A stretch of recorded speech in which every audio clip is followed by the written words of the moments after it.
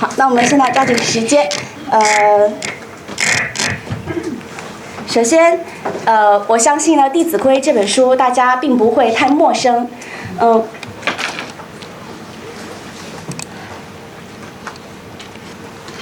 在这儿呢，还是给大家统筹的介绍一下《弟子规》这本书。那么，《弟子规》的作者呢是清代的学者李刘秀，字子潜，号采桑，生于康熙年间。他大概呢，毕生呢，生活了60年。李夫子终其一生获得的最高学位，就是秀才。此后呢，就没有高中过了，所以举人进士他没有考入，所以呢，也并不是什么状元、榜眼、探花。那么在当时，大家知道一个秀才能做什么吗？当时的秀才就只能教书。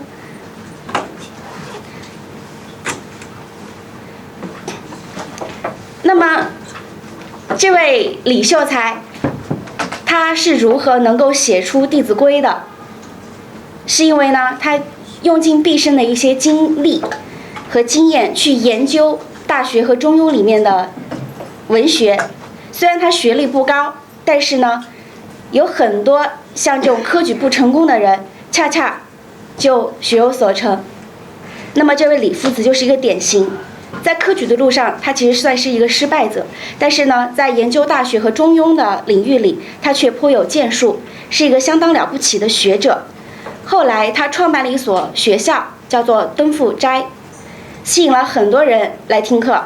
久而久之呢，他就被人尊称为李夫子。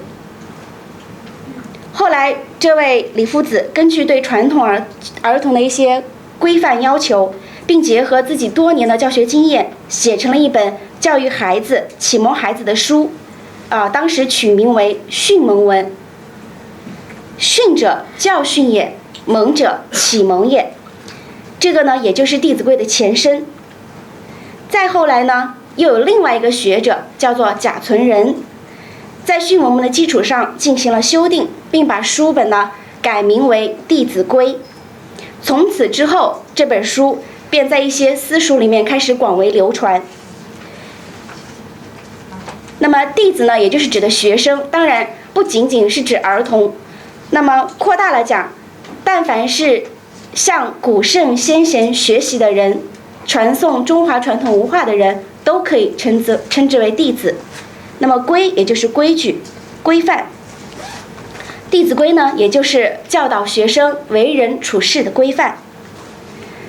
那么，《弟子规》它的全篇到底讲的是什么？它是一本什么样的书？我们一起来看一下。首先看看它的依据和纲领。《弟子规》这本书呢，是根据《论语·学而第一篇》的一句话，而就像一个总纲领一样，然后呢，把它分为很多细小的章节来阐述。《论语》当中有一句这样的话，我们一起来读一读：弟子入则孝，出则悌，谨而信，泛爱众，而亲仁，行有余力，则以学文。这也就是《弟子规》的总纲领。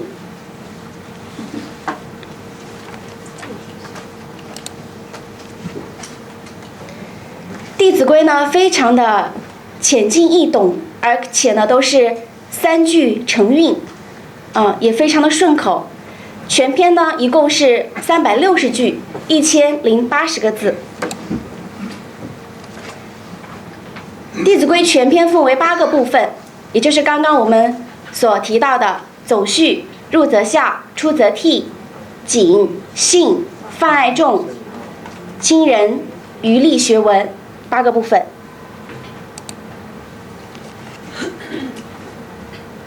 并且在这个8个部分当中，每一个部分都叙述了不同的事情、不同做事的原则和方法，以及我们需要遵守的一些规范。那么总共呢，加起来也就是叙述了113件事。这113件事情当中呢，就是具体列举出为人子弟在家出外接人待物、求学应遵循和持有的礼仪和规范。下面我们看看《弟子规》的基本特点。当然只是我的一些个人观点啊，仅供大家参考。首先，我觉得呢，《弟子规》它是一本以立志做人为首要目标的这样一个定位的书籍。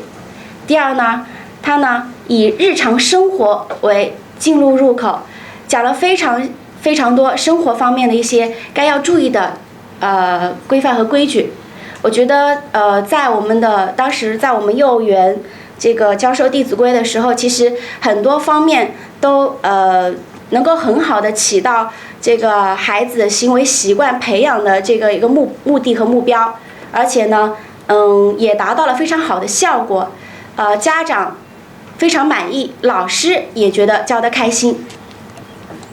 第三呢，它呢是以礼仪教育为基本功夫的，当中有很多礼的东西，我觉得呢，从小对孩子有一个非常好的一个概念和一个潜移默化的作用。第四呢，它是以孝悌教育为关键节点的。我们《弟子规》全篇第1章就是讲如何来孝敬父母。我觉得作为一个人的话，我觉得这是一个人能人为之人的一个最基本的点。那《弟子规》的影响和意义呢，也非常的深远。在清代后期，就是已经广为流传的儿童读物和同盟读物。当时呢，几乎与《三字经》《百家姓》《千字文》有同等的影响，成为人们共同遵守的是非善恶美丑的行为标准。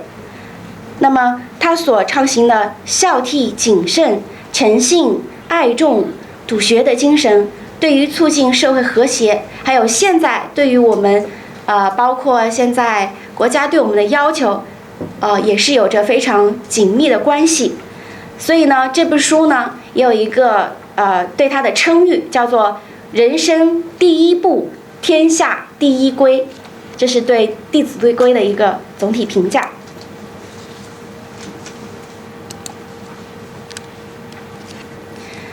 那《弟子规》虽然它的内容非常的浅显，但是呢，它也有非常深远的教育意义。首先呢，我觉得《弟子规》它反映了教育的基本功能之一，也就是传承文化。它不是横空出世的，而是传统文化的继承和发扬。第二呢，它反映了儒家文化的伦理思想。